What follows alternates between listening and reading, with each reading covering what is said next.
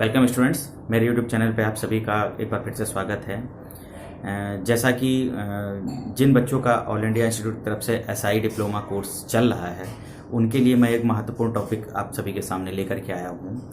अभी रिसेंटली में जनवरी 2021 बैच चल रहे होंगे, उसी के क्रम में फर्स्ट पेपर का जो 4th चैप्टर है स्वास्थ्य और बीमारी की संकल्पना, मैं उस के अंतर्गत कुछ इम्पोर्टेंट टॉपिक्स लेकर के आया हूँ जो मैं क्रमवार आपको बताऊंगा। तो ज़्यादा समय ना लेते हुए मैं आप सभी को बताता चलूँगा कि आपको ये पॉइंट इम्पॉर्टेंट है, इसको आप नोट करें।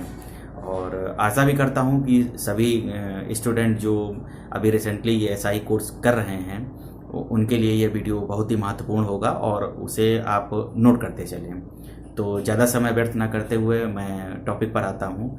तो जैसा कि चैप्टर का नाम है स्वास्थ्य और बीमारी की संकल्पना, तो इससे आपको अंदाज़ा लगता है कि हेल्थ के बारे में इससे चैप्टर में टॉपिक्स होंगे। तो सबसे पहले हम बात करेंगे स्वास्थ्य यानी हेल्थ।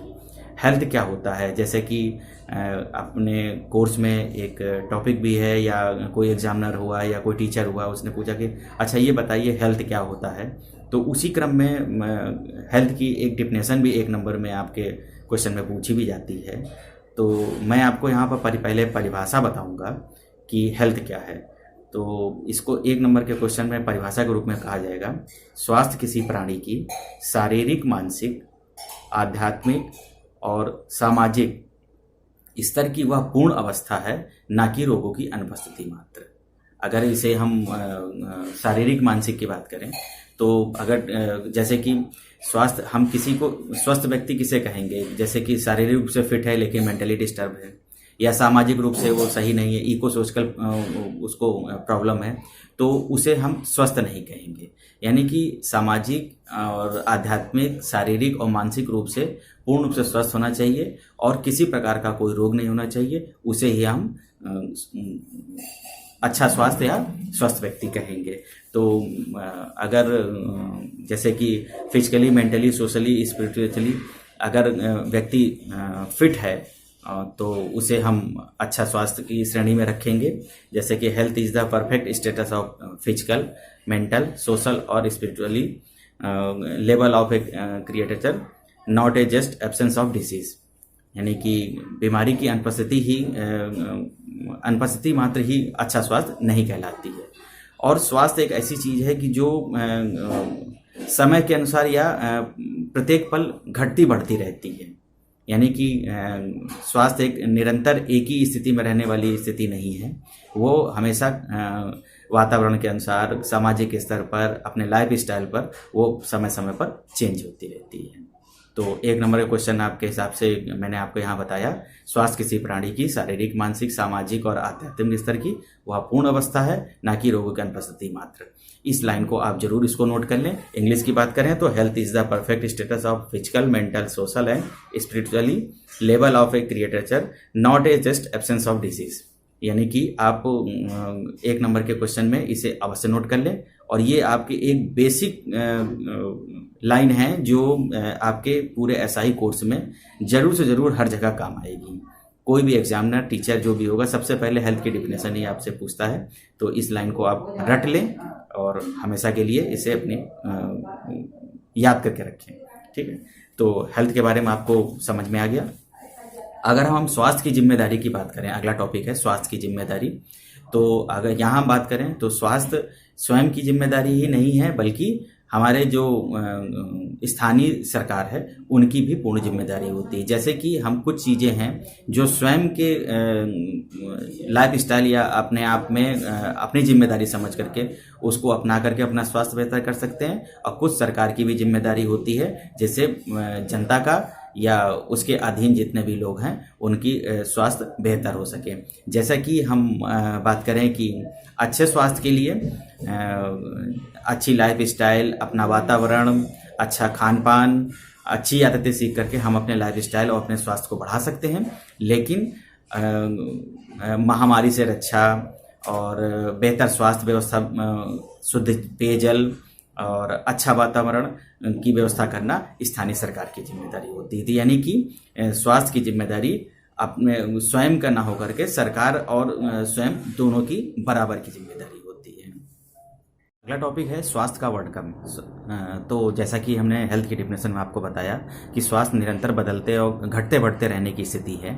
तो वर्णक्रम को एक स्पेक्ट्रम के रूप में मतलब समझाया गया है, जिसके अनुसार एक ओर पॉजिटिव और एक ओर नेगेटिव का पॉइंट रखा गया है। पॉजिटिव की ओर यानी कि अगर हम अच्छा स्वास्थ्य, अच्छा वातावरण, अच्छा लाइफ स्टाइल अगर हम जीते हैं तो अपना एक स्वास्थ्य अच्छी स्थिति की यानी कि आप अच्छी लाइफ स्टाइल और अच्छी स्थिति यानी कि एकदम स्वस्थ रहने की स्थिति की ओर यानी पॉजिटिव की ओर दर्शाता है। और निगेटिव का मतलब होता है कि कुछ ऐसी स्थिति, ऐसा वातावरण या कुछ ना जानी जा सकने वाली बीमारियां मनुष्य के लाइफ स्टाइल में शामिल हो जाती हैं, जिसकी वजह से वो मौत की ओर बढ़ता है। तो स्पेक्ट्रम की ओर उन्होंने ये दिखाया कि पॉजिटिव पॉइंट जो है वो अच्छा बेहतर स्वास्थ्य यानी कि आप अच्छी लाइफ स्टाइल, अच्छा जीवन शैली निपटा रहे हैं, मतलब अपनी जीवन में शामिल किए हुए हैं, जिसकी वजह से आप अपना अच्छा बेहतर स्वास्थ्य पाए हुए हैं यानी पॉजिटिव की ओर है, धनात्मक की ओर है। और निगेटिव का मतलब है कि आपके इको सोशल प्रॉब्लम, आपकी लाइफ स्टाइल में कोई कमी या कोई गंभीर बीमारी ऐसी लग गई जिसे आप नहीं जान पा रहे हैं और जिसकी वजह से वो व्यक्ति मौत की ओर जाता है। तो वर्णक्रम को यही समझाया गया है कि लाइफ की स्थिति यानी कि जो स्वास्थ्य की स्थिति है वो निरंतर घटते बढ़ते रहने की स्थिति को कहा गया है। अगला टॉपिक है स्वास्थ्य का निर्धारक यानी डिटर्मिनेंट्स ऑफ हेल्थ। तो इसके अंतर्गत जो अच्छी जीवन शैली, जैसे स्वास्थ्य की परिभाषा में आपको समझाया गया है कि अच्छी जीवन शैली और अच्छी आदतें से आप अपने स्वास्थ्य को बढ़ा सकते हैं। तो जो डिटर्मिनेंट्स है जो अच्छे हेल्थ के, तो उसमें 6 मुख्य पॉइंटों को रखा गया है कि शारीरिक स्वास्थ्य और अच्छे वातावरण को पाने के लिए जरूरी नहीं कि आनुवंशिकता और जीवन पद्धति, सामाजिक आर्थिक स्थिति, इन सभी के द्वारा ही आप अपने जो स्वास्थ्य के निर्धारक हैं उनको आप अच्छा कर सकते हैं। तो स्वास्थ्य निर्धारक में मैं मुख्य 6 पॉइंट को मैंने अपने नोट्स में बनाया हुआ है, उस जिसे मैं आपको बताता हूं कि जैसे सबसे पहला पॉइंट है आनुवंशिकता यानी हेरिडिटी, यानी कि आनुवंशिकता यानी कि अगर आप अच्छे जीवन शैली को या अच्छी आदतों को अपने जीवन में शामिल करते हैं तो अगली आने वाली पीढ़ी और अपने स्वास्थ्य को आप अपने जीन के माध्यम से दूसरे में ट्रांसफर कर सकते हैं। यानी कि अच्छी आदत अगर रहेगी तो जाहिर सी बात है कि आपकी पीढ़ी दर पीढ़ी जैसे कुछ आदतें होती हैं जो आपके जीन पर प्रभाव डालती है, जिससे आगे आने वाली पीढ़ी में वो प्रभाविकता या विकलांगता या अन्य कोई कारण जो अगली पीढ़ी में ट्रांसफर हो सकता है। यानी कि अच्छी आदत को अपने जीवन में शामिल करना अति आवश्यकता है। दूसरा पॉइंट है वातावरण, यानी कि अगर अच्छे वातावरण में हम अपने रह रहे हैं तो अपनी लाइफ स्टाइल को और अपने जीवन को अच्छे स्वास्थ्य की ओर ले जा सकते हैं। तीसरा पॉइंट है जीवन पद्धति यानी कि लाइफ स्टाइल। यहाँ पर अच्छी बात है कि अगर हम अपने जीवन में अच्छी आदतों को शामिल करें, जैसे रेशेदार भोजन करना, जंक फूड्स नहीं खाना, ये एक अच्छी जीवन शैली की ओर दर्शाता है कि अगर हम अच्छा रेशेदार भोजन करेंगे तो ज़्यादा स्वस्थ रहेंगे और ज़्यादा दिन तक जीवित रहेंगे। जंक फूड खाना कई बीमारियों का घर होता है, जिससे मौत की ओर आदमी बढ़ता रहता है। तो अच्छी आदतों को अपने जीवन में शामिल करके अच्छे स्वास्थ्य को हम पा सकते हैं। अगला पॉइंट है सामाजिक आर्थिक स्थिति।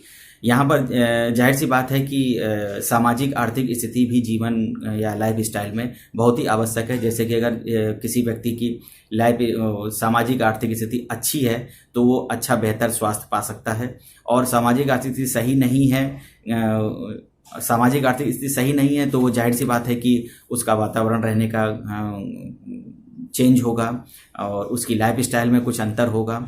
तो कुछ बीमारी, जैसे पहले कहा जाता था कि डायबिटीज़ और हाइपरटेंशन इत्यादि ये बड़े लोगों की बीमारी है, और टीबी हुआ और अन्य कुपोषित रोग हुआ ये गरीब व्यक्तियों की बीमारी है। तो ऐसा अब इस समय कुछ नहीं है, लेकिन लाइफ स्टाइल के द्वारा हम अपने स्वास्थ्य को और अच्छा से अच्छा कर सकते हैं। अगला पॉइंट है स्वास्थ्य सेवा, यानी कि अगर हम बेहतर स्वास्थ्य या अच्छा स्वास्थ्य चाहते हैं तो जाहिर सी बात है कि हम अच्छी आदतों को शामिल करते हुए सरकार द्वारा चलाए हुए प्रोग्राम को भली भांति समझेंगे, उसका उपयोग करेंगे और सामाजिक आर्थिक स्थिति के द्वारा ही उसका उपयोग कर पाएंगे। तो अच्छी स्वास्थ्य पाने के लिए सामाजिक आर्थिक स्थिति का भी और अच्छे स्वास्थ्य को पाने का एक प्रमुख कारण होता है। अन्य बातें जैसे कि हम अपने सामाजिक स्थिति को या अपने लाइफ स्टाइल को या अपने अच्छे स्वास्थ्य को पाने के लिए हम अन्य बातें जैसे कृषि हुआ, परिवहन हुआ और अन्य आदतों को भी सुधार करके हम अपने अच्छे स्वास्थ्य की ओर बढ़ सकते हैं। ठीक है, ये कुछ पॉइंट्स थे जो मैंने आपको आज बताया। इसे अपनी कॉपी में आप नोट डाउन करें और आशा करता हूँ कि सभी को ये सारे पॉइंट्स समझ में आए होंगे। जिसे कोई समस्या हो आप हमें कमेंट कर सकता है और या हमारे नंबर पर हमसे संपर्क करें और आपको उसका जवाब जल्द से जल्द दिया जाएगा। Thank you.